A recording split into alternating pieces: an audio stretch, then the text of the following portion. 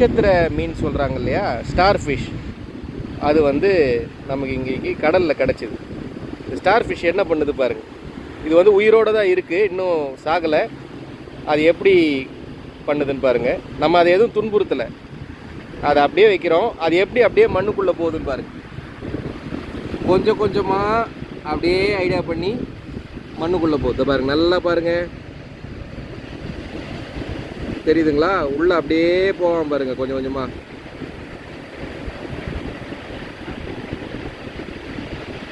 இந்த தண்ணியில் 2-3 தடவை நாங்கள் போட்டு பார்த்துட்டோம். அப்படியே நைஸாக போகிறான் பாருங்கள். இவனும் அதே தான் பண்ணுவான். போகிறான் பாருங்கள், அவனும் போகிறான்.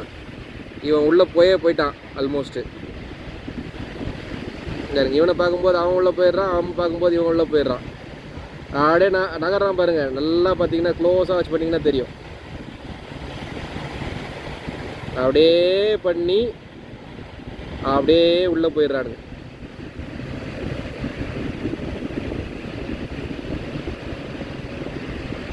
பார்த்தீங்களா? இப்படி தான் ஸ்டார் ஃபிஷ் தான் இருக்கிற இடத்தையே காட்டாமல் அப்படியே அதுக்கு தேவையான சாப்பாடு சாப்பிட்டு அப்படியே வாழுது பாருங்கள். ஆல்மோஸ்ட் இந்த ஸ்டார் ஃபிஷ் தான் கொஞ்சம் லேட்டாக இருந்தது, ஆனால் அது ஃபஸ்ட்டு உள்ளே போயிடுச்சு. இப்போ அந்த டாட் மட்டும் தான் தெரியுது, அதுவும் தெரியாது. இங்கே பாருங்கள், இவன் அதுக்கு மேலே.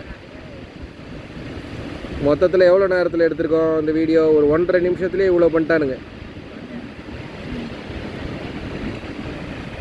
இங்கே பாருங்க, அவ்வளோதான். இங்கே எல்லாருமே அதான் பண்ணிகிட்ருக்காங்க. ஸ்டார் ஃபிஷ்ஷை பிடிச்சி அதை ஃபோட்டோ எடுத்துக்கிட்டு இருக்காங்க.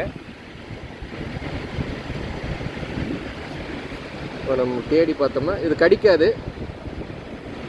இது பாருங்க, நம்ம மறுபடியும் மேலே வச்சுட்டோம்னா அப்படியே மேலேயே இருப்பான்.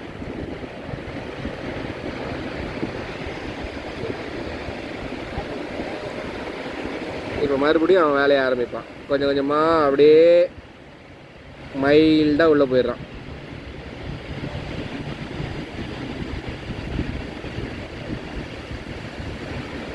இது ஆரம்பிச்சுட்டான் பாருங்க, கொஞ்சம் கொஞ்சமாக போகிறான் பாருங்க அப்படியே உள்ள.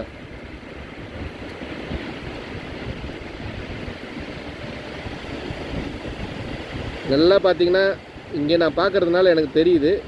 க்ளோஸ்அப்பில் பார்க்கும்போது அப்படியே நல்லா நகர்றான், அப்படியே கொஞ்சம் கொஞ்சமாக பாடியை மூவ் பண்ணி.